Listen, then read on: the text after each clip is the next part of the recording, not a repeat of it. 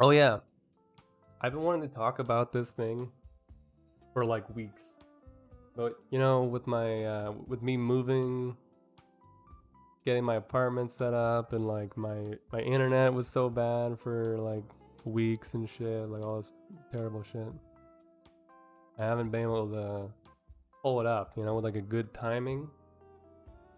But this is a perfect timing, dude. This is the perfect timing. I want to hear what you guys think about this, okay? Hold on. Dude, I linked this in my Discord, so some of you already know what I'm about to talk about. This is an interesting tweet that I read. Hold on. All right, here it is. All right.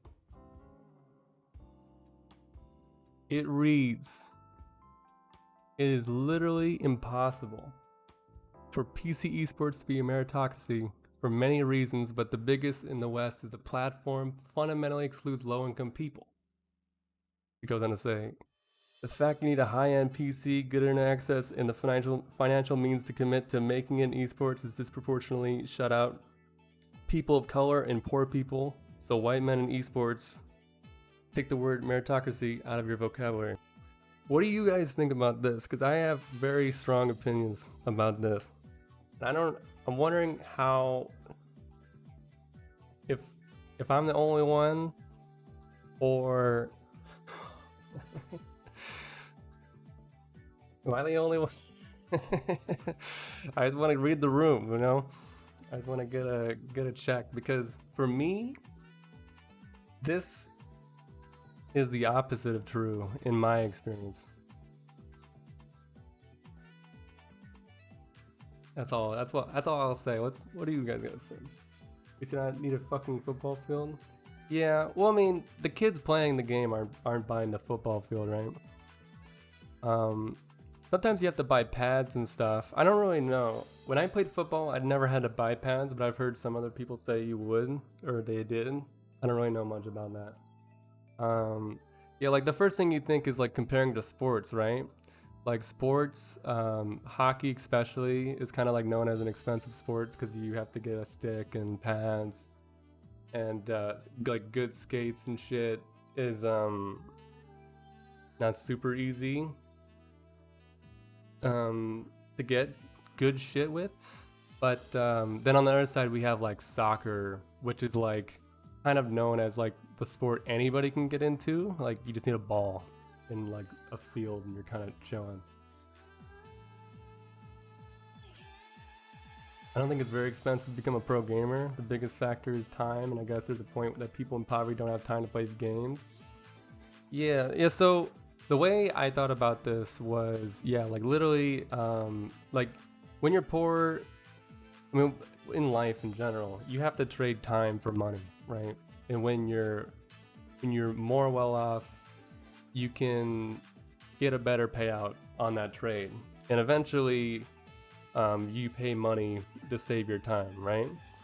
Because it all comes down to having time in the end. But I feel like even though that's true, I think it comes down more to the people around you, like your family, than income. Well, I think income has a big impact on that. I think, um, like if you'd have to be like very well off, I think, to just have all the time in the world just because you have income. Like you'd have to be completely grandfathered into like the richest family, or not like it's not like crazy, but pretty well off. A wooden computer can play a 10-year-old game competitively. I'd say it's more based on internet availability in your area. That should be the argument towards equality of gaming, not how much money you have in the bank to buy hardware.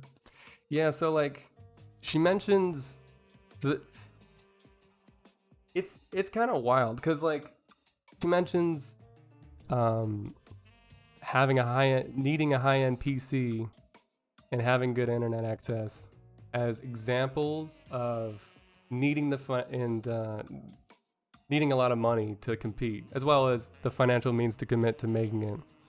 Um, so I think financial means, like, to making it doesn't necessarily mean your financial means. I feel like there's like a lot of things that go into that. But so I'll talk about that. But just like starting with high-end PC and good internet, you don't need a high-end PC or good internet. Like, really, what are we talking about here? Because if you want to compare it to sports, like the soccer of esports is like Hearthstone. If you have a phone, you can play Hearthstone, and you can go pro just playing off your phone. There's a couple games like that you can play on the phone. Like PUBG Mobile is actually popular. Moving to the PC, StarCraft like runs pretty well for most people. The CPU is kind of sketchy for how well it runs, but it's more a problem for people who have really good CPUs rather than having really bad CPUs. So it's like whatever. Like League of Legends on low is great. I think Dota 2 on low is actually pretty decent. I feel like the only thing that is really sketchy is like battle royales. We talk about Fortnite, we talk about Warzone and these FPS games. I think CSGO can be turned down pretty well and be pretty doable, especially if you mess with resolution and stuff. But like I know, like for me, I tried to play the latest Call of Duty and my computer literally wouldn't run it. And I have supposedly good enough stuff for Call of Duty. So to me, it feels like the games that are like ported to console are like a no-go. Like COD is just a no-go. But I mean, I think these are really like the Fortnites are really not even that high on the high end of like money. I think that's like the least of your problems. And good internet, I think, is not. You could be the richest person in the world, but if you live in like the middle of Wyoming where they just don't have good wires, there's just nothing you can do. Unless you literally buy out that company and and dig it out yourself.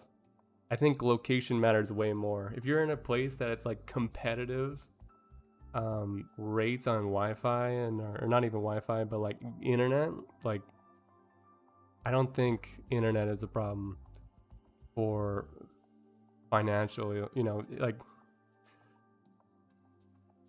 40-50 bucks a month will get you internet that is very, very good that you can stream with. So if you were really hurting for just connecting to the servers and you're trying to play games, I feel like you wouldn't even have to get that high on there on like internet packages. Which is like super weird to me, this idea that like there's a person who has like a super shitty computer and internet and also is very poor, so they can't make it. It's just like a very specific scenario where I feel like it's more to do with bad luck and location than actual income. I don't know how many players are only committed because their parents pay for everything. Yeah, like actually, that's one thing I thought about a lot after I read this, is I was thinking about how many rich people do I know in esports that committed really hard, and they committed because their parents were supporting them. I don't know if you guys know, like I sometimes talk about like my like game, like how I played tournaments and I was doing well in NA. I do challengers and shit, but like I went full time for a good couple years, and the reason I did was not because my family pumped money into me. It's because I wasn't gonna lose anything. I think the biggest problem for people when they consider going full time is when they tell their parents, if they do tell their parents, is like they're like, oh, we won't pay tuition if you're gonna do this. It's either you get free college or you do this, and then it's up to you. And then they're fucked. They basically have to choose going to school because their parents want them to take obviously they want to take a safe life into what they know works, right? So usually that's the ultimatum. So I feel like if anything, if you're middle class or better, usually it's actually against you, because for me, what do I have to lose if I'm a super poor person? I didn't have to lose anything. I just gave what I thought was the dream a shot, and then I'm doing school later. So it was completely fine for me. But I know a lot of people who, I could name so many StarCraft players over the years who were really good, but their parents just didn't want them to do it for whatever reason. And I mean, it's fair enough. But that wasn't an advantage. That was terrible for them. I mean, they probably ended up having really great lives, but it made that decision impossible. Just living at your parents' house is a big advantage. They don't have to pay for everything if it's rent free. Yeah, exactly. I think that's the big thing is you don't necessarily have to be rich to live rent free at your parents' house. Even in a world where you have to pay for the internet bill because you're the only one who wants like a better internet and they just want the most minimum thing. I think it's really not that bad as long as you have a family that's kind of willing to support you. For me, like the biggest reason I was able to do what I did trying to go full time was because of my mom, and because she supported me so much, and she was just my shield basically, and it relieves so much pressure financially, and we're very, very poor. We're like below poverty levels. Like it's absolutely not. It's not a good thing. Who's this person? So this is the interesting thing to me because there's a lot of dumb people who have bad opinions, and I kind of just well, my cat really wants attention right now. There's a lot of people with bad opinions that I don't really think about because there's just so many of them. But what interested me the most was this person's actually a writer for Overwatch League and has articles on Overwatch League's website. That's what made me the most interested in this, because it's such a bad opinion by someone who's in the industry. So it was really intriguing to me, because as someone who's like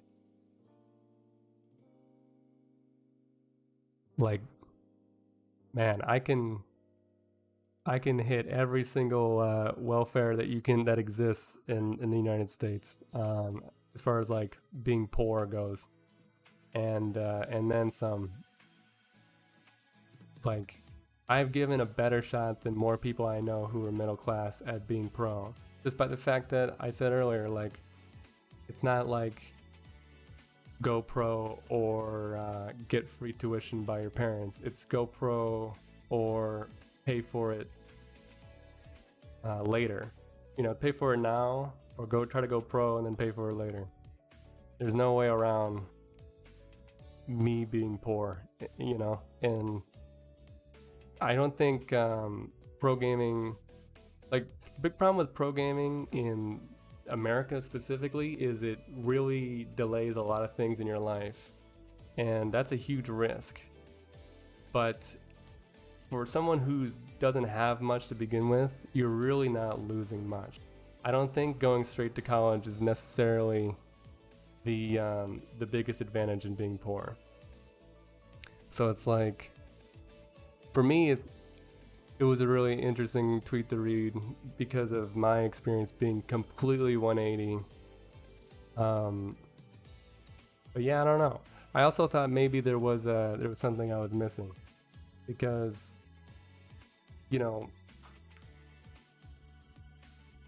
esports is changing, Overwatch and franchising and shit.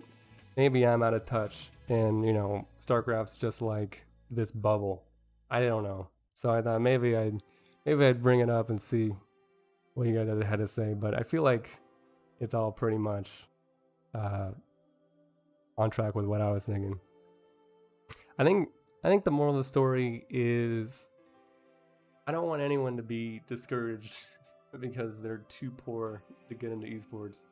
I was very, very, very poor, and I gave it a fair shake. I didn't end up succeeding, but I gave it a better shot than most people I know. And I don't think a lot of people can say that. And it wasn't because I, had a grandparent that died that I cashed out on or something. It was just because I had the family members that let me focus on it, and I gave myself a time frame and I just gave it a fair shake. But it really does come down to people around you, your own commitment, how much you really want to do this thing. Because I was at one point having DCs every single day. My computer would crash every single day and it would tilt the living hell out of me. But I couldn't afford a new PC part, and I played and played, and I literally played tournaments until I could rebuild my PC until it stopped crashing on me. And I am not a talented person. I am very aware at this point that I am not a talented person. But I was able to do it through joining these ragtag NA teams, through winning weeklies here and there. And if you're if you're not even at a point where you can win weeklies and stuff like that, then you shouldn't even be thinking about pro gaming in the first place. But if you are competitive, at least in your region, you should be able to deal with these small things, whether it's paying for the higher internet bill, replacing those parts. Man, I played on the fucking floor. I didn't have a chair for a while, and I had 2 boxes on each side of my fold-out table that I had folded in. I played on the floor for like half a year. Like, there's always a way to do it. It really doesn't come down to being poor. It's just about your environment. You can get fucked by just being in the middle of nowhere, having terrible connection, not having any PC bongs or anything like that, not having anybody who supports you and stuff. That's really rough, and I feel for those people, but I don't want anyone to be discouraged by little things, because I think the things she mentions are so small to the real problems of trying to go pro. And you know what I'd love more than having rich family to support me while I was trying to go pro? Like, just a family that would support me in general, you know?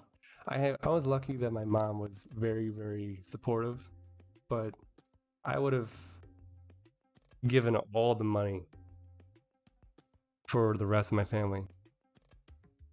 It's actually priceless. So, I don't know.